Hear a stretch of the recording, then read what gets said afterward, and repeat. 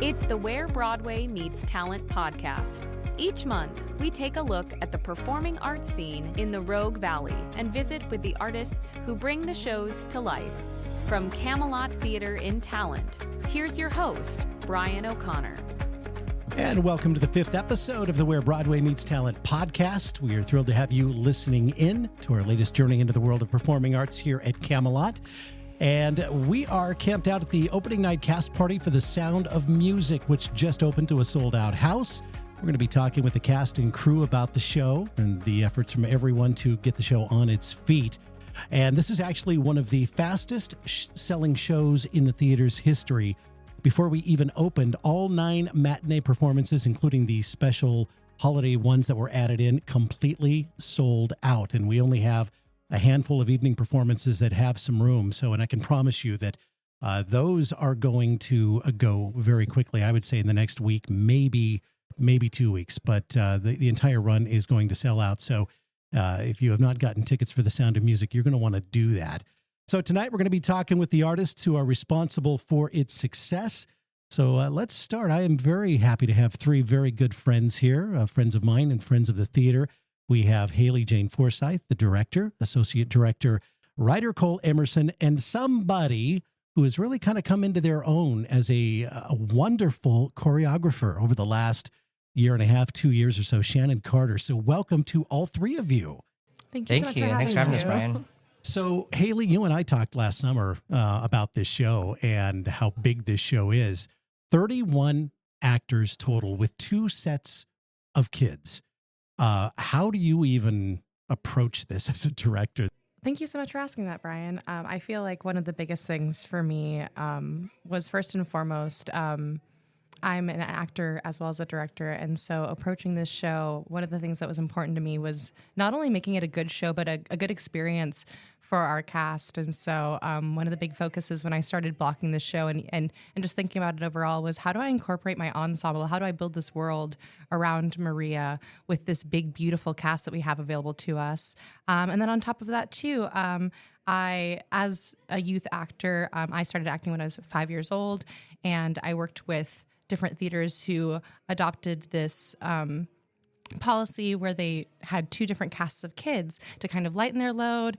2 different casts of kids means 2 different kids will be playing the same character, which means that you as the young actor get a chance to have a buddy and have someone that you can learn the lines with, have camaraderie with. And so that was something that I also thought about very early on implementing into the show. And then from there, we built this beautiful world. It's such a lovely script that really gives you a lot to work with. So I was very fortunate in that regard. And, from casting, having these wonderful actors come out and audition, I was really fortunate to where I had a huge group of people, lots of talent available to me. It made my job really easy, frankly, to just put them exactly where I needed them. And from there, they took it and make it truly magical and a wonderful experience to behold. I was going to ask you about the casting because this is a massively, massively talented cast. I mean, how difficult was it to cast this? I would say it was only difficult in the fact that we had so many talented people come out to us. Like I said, I was very fortunate and very thrilled when we held auditions this summer, and so many wonderful people came out and said they wanted to be involved in this classic. It's such a show that, so many people have grown up watching it and loving the movie. So I was really grateful when a lot of people wanted to be involved. And from there, between myself, Ryder was involved in casting, Larry, our music director, was involved in casting, Shannon a little bit too. I think between all of us, we had a really wonderful group of people to pick from. And so we looked for the things that you can't teach, things like Maria, Amira David, who plays our Maria. When she came in, she just had this light about her, and she had this personality and this draw and this charisma to her that is something that you simply can't teach or direct. It's just something that was within her. So you knew right away probably that, it was like, oh my gosh, I think we may have found Maria. Ryder and I have talked before. We pretty much felt, unless we see something really spectacularly amazing and different, we knew pretty much right away. And that was the case with a lot of the actors that we cast. People really brought lovely things to the auditions, and from there we just went onward and upward. Right. So Ryder, talk about your experience on the show and kind of, how you fit into this and with the casting and also everything else that you did, because you were really backing up Haley a lot in this. Yeah, absolutely. This is actually, I've done very little directing myself. I'm primarily a performer and musician, but I couldn't say no when my better half was like, hey, do you want to jump on board the show with me and associate direct? So this process has just been so wonderful for myself as a learning process, but to be able to come to work every day with Haley and to back up her ideas, to come together and create ideas that we get to then see on stage in this magical way in this show with these phenomenal actors, this amazing lighting design and set. It's just, it was a brand new experience for me to be able to put moves and blocking on actors and see it come to life right before my eyes. So one, I was really grateful to Haley and Shannon and Larry and everybody involved. But I was just glad to be here. Yeah. You said, you have an extensive performing background and the directing is kind of new. What was something you learned from this experience being on the other side? Oh, gosh. The one thing I told our actors, I was like, I didn't realize how hard it is to give notes. Or because as an actor, I'm somebody who I'm like, yeah, director, give me the notes, let me know what I can do differently. And being on the other side, it was like, oh, I really only wanted to give notes when it was something that really needed to be changed, or it was just something that we're like, oh, this is going to be different. And so it was learning to give the positive and just the overall notes and things that would help actors sort of round out their performances and just make them feel more comfortable about the entire process. Right.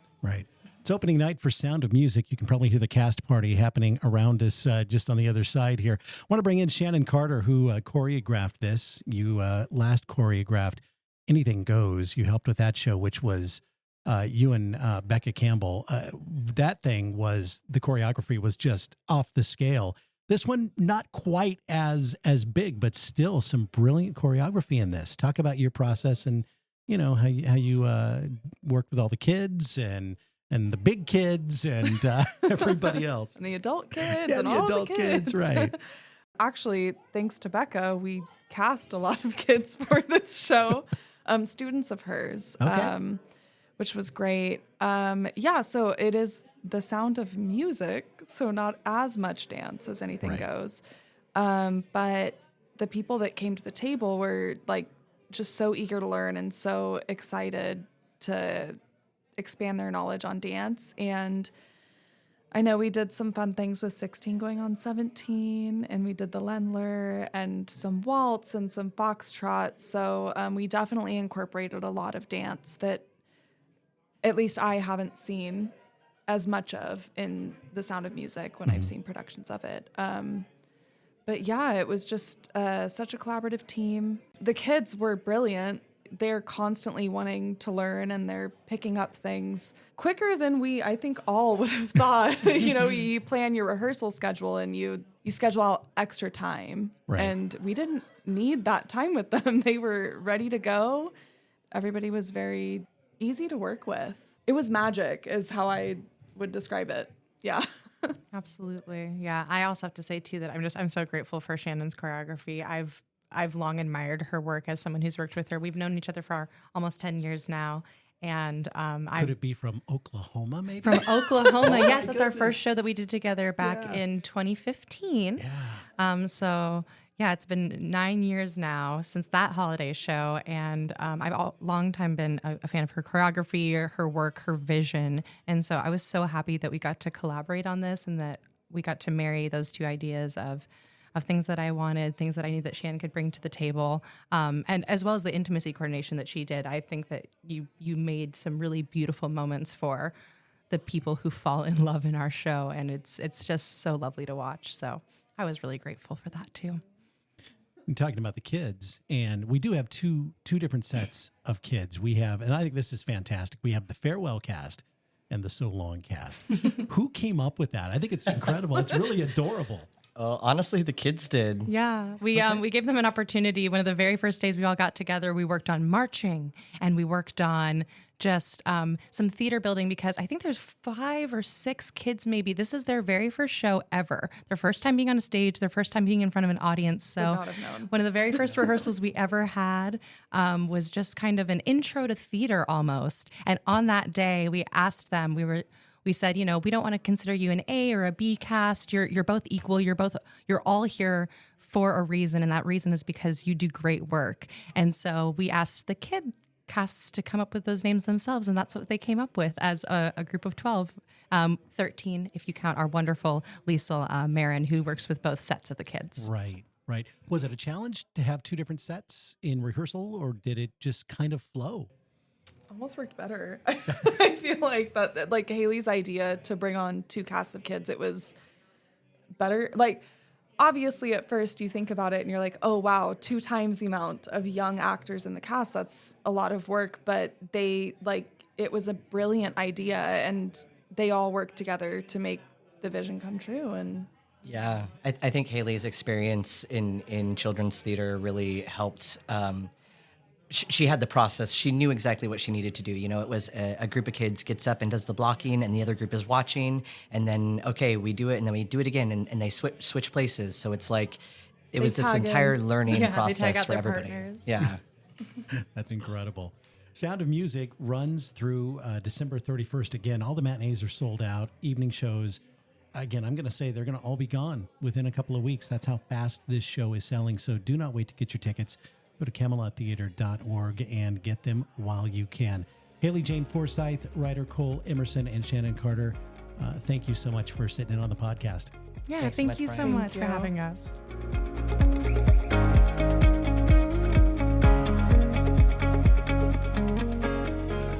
It is the Where Broadway Meets Talent podcast. I'm Brian O'Connor, and it is opening night for Sound of Music. You can probably hear the cast party happening just on the other side of the wall.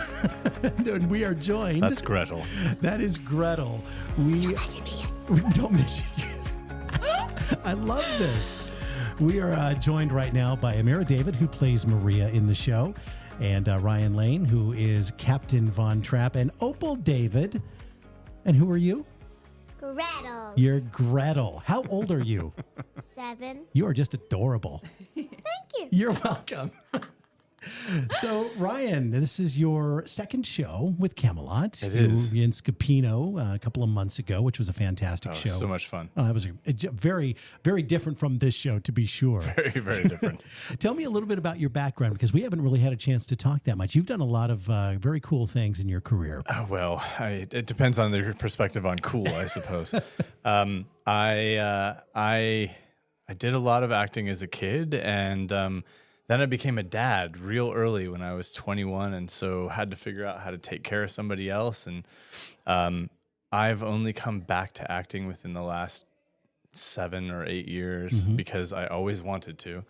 And I spent some time as an attorney in Los Angeles as a business affairs attorney, and realized I wanted to be on set, and realized I wanted to be working with actors and directors and producers, and then figured out how to be a producer on set, and then realized, oh my gosh, I can save a lot of money by putting myself as an actor into my commercials and the films that I'm producing, and really fell in love again with being in front of the camera, and thought, you know what, I need to be on stage. This is where people learn. This is where we grow as actors, and I've been so fortunate to have the opportunities that I've had so far, and I moved back to the Rogue Valley in 2021 and have been able to really just work with some talented people and grow because of the people that I'm working with. Right. You're from Grants Pass? Originally, yes. Originally from Grants Pass. Where did you go from Grants Pass? Initially to Seattle, and then to Los Angeles, and then to Portland, and then to Washington, D.C., and I had a stint in Germany for a little while, and then Maryland, and then made it back here. No, then the Bay Area for 8 years. I forgot about that. Yeah. So if you're doing the math, I'm not 25. So, Sound of Music have you ever been in this production before? No. So this is the first time. Yeah, this is the second real serious amazing musical that I've been in. I don't count Scapino as a musical. I mean it's a play with music, but I get to play guitar in both of them. But really, I was in Mamma Mia, a production of Mamma Mia 2 years ago with a director named Denise Baker, and she was fantastic and kind of gave me permission to be an actor on stage and find a role and find my voice and sing. And I love singing. I just usually reserve it for the car and the shower. Well, you sound great. Thank you. You I really appreciate do. that. It's very kind. How much fun was it tonight, opening night? Man, I mean, you got nerves, right? Sure. I'm pretty sure I sweat a little bit tonight, but it was fantastic seeing everyone come together and congeal as a group and as a family. Am I boring you, Gretel? She had a yawn. No, it's late. I'm kidding. It's really late right now for her. It was amazing. I mean, and the work that Amira and I have done together to just find our characters and find a connection between the characters and find a connection with the children. It kind of all came together in Edelweiss Heist tonight, and I teared up. I didn't expect that. Yeah, amazing. Yeah. Christopher Plummer, who played your role in the film, tried to get that song cut. He actually wrote a letter to the screenwriter wanting it out of the film. And of course, he didn't like the film. He didn't like the project until many, many years later. I think it was the 45th reunion that they had. He finally came around and decided that he was sorry he said all the mean things about it that he did. But but he tried to get that song cut. But it's a gorgeous song. For those fans of Sound of Music who might be listening to this, they're on the extended soundtrack, which I think you can find on Spotify and Apple's version of the music, iMusic or whatever it's called. There is a track with Christopher Plummer actually singing, which I don't think most people have found. It's very interesting, though, to see the contrast, to hear the contrast between his voice and who actually sings during the film edit, in the final edit. Exactly. Mm-hmm. Amira David is here, who plays Maria, making your Camelot Theater debut. However, you have an interesting history with the entity. Before it was Camelot, it was Actors Theater, and it was a small little feed store just next door to us here. And you performed on that stage when you were your daughter's age. Yeah. How was amazing. Probably 8. And it was The Magic Stone, written and directed by Michael Mish. And I just completely fell in love with it. And then they tore it down and made this theater. They did. They did. It was funny. I was telling you, I went to Phoenix High School. Yeah. And at the time, Phoenix didn't have its own theater. So we rented what was then the Menschel Theater before it became Actors Theater. So you and I started very young in that old feed store way back when. That's pretty amazing. I remember the decrepit, moldy backstage. No Fondly, joke. obviously. Yes. No joke. Yes. Yeah. So was that your first theater experience? I was in The Wind and the Willows, I believe, before that, and Lion, the Witch, and the Wardrobe. And then that was probably, I think, the third one.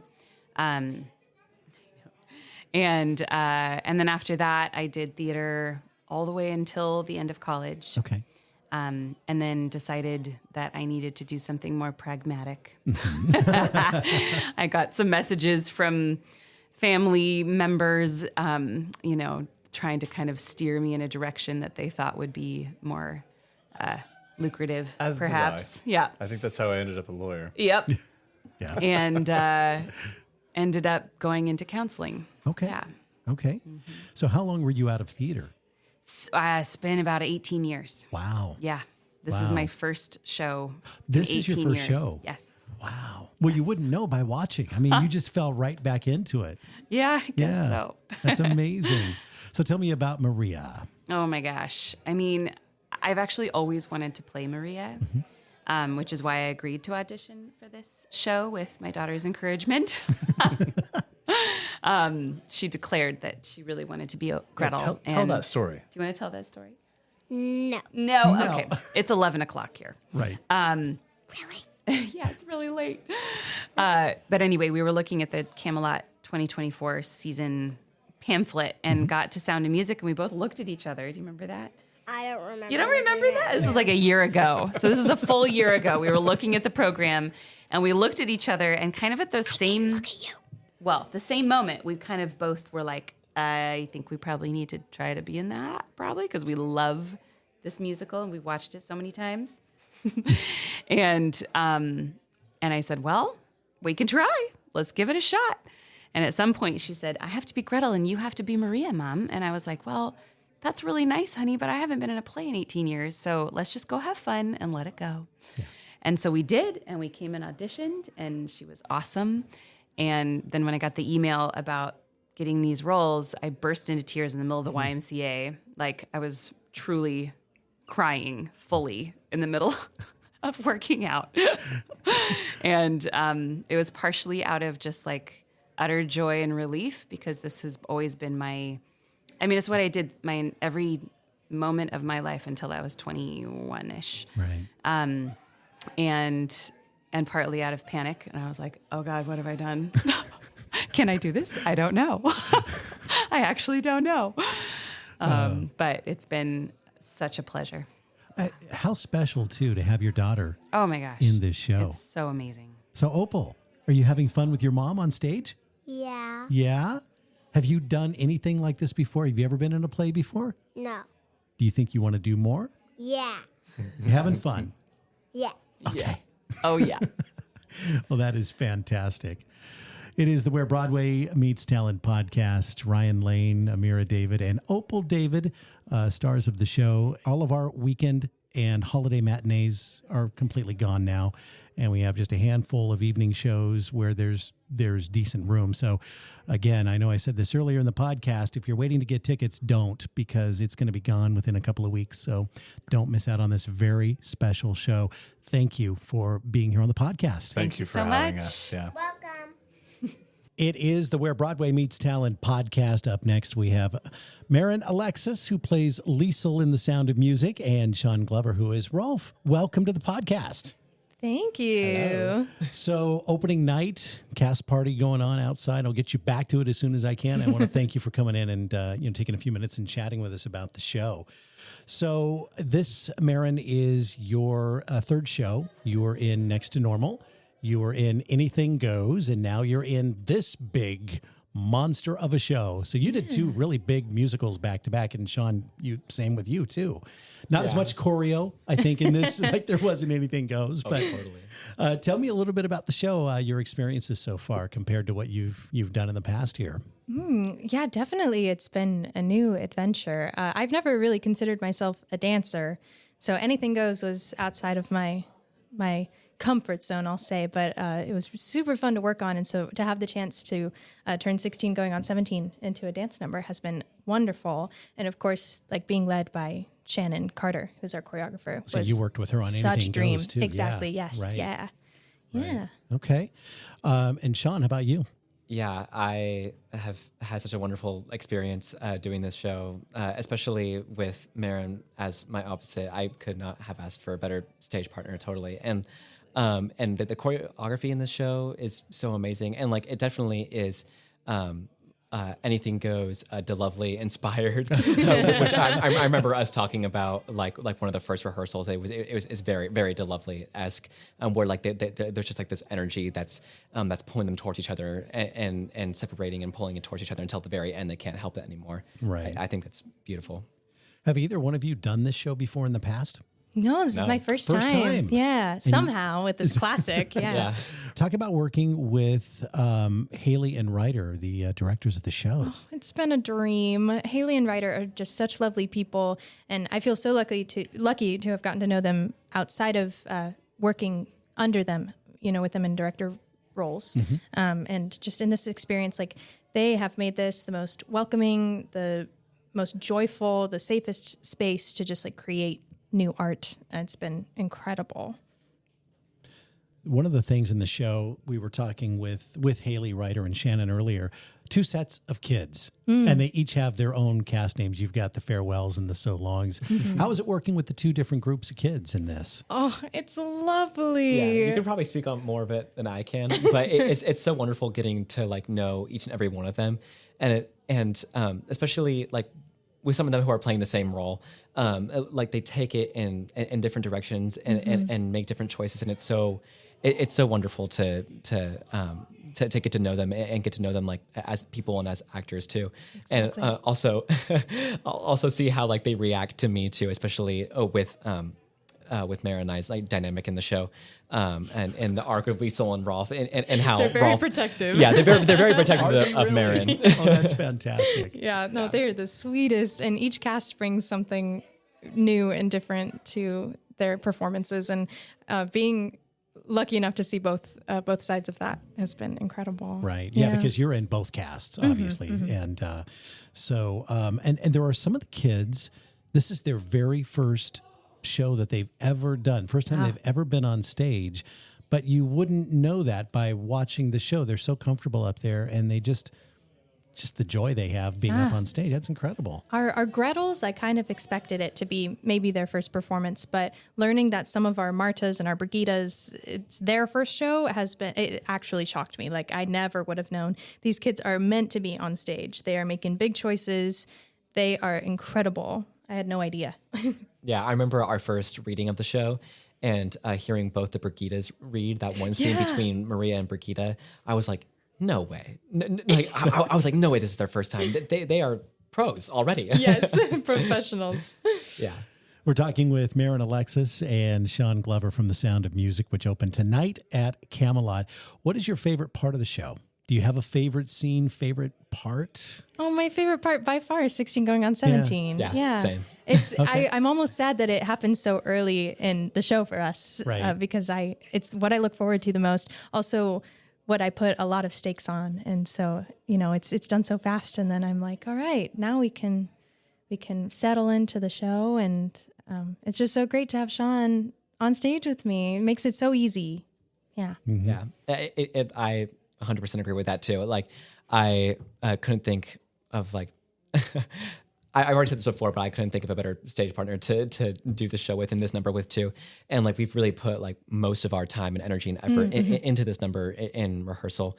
And it's so iconic. So like, there's such a standard to like live up to, especially people who are like know the movie religiously. But also it's so wonderful to explore like the nuances and explore the new parts of the number that nobody's ever seen before. Right. Yeah. Right.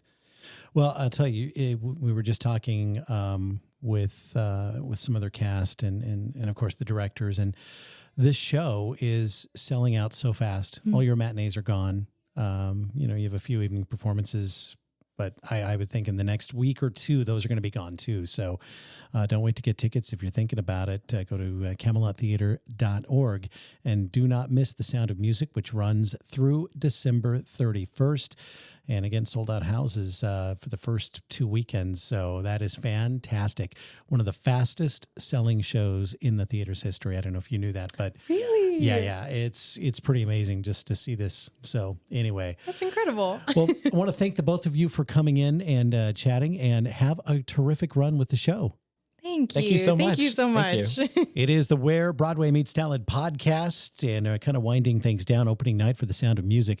Joined now by Executive Director Dann Hauser. Welcome to the podcast, Dan. Hey, it's great to be here. Love opening nights. They are fantastic. And this one, oh my goodness. Amazing. This was a huge, huge production. I mean, from everything from the set build to the lighting to the cast. I mean, kids, there's children. Huge. This was a huge, I think there's like 43 people involved in this show. Amazing. Yeah, 31 of those actors. We have 2 sets of kids. We were talking about that earlier too. Just adorable. Some of them making their stage debut, but you wouldn't know it by watching them because they're great.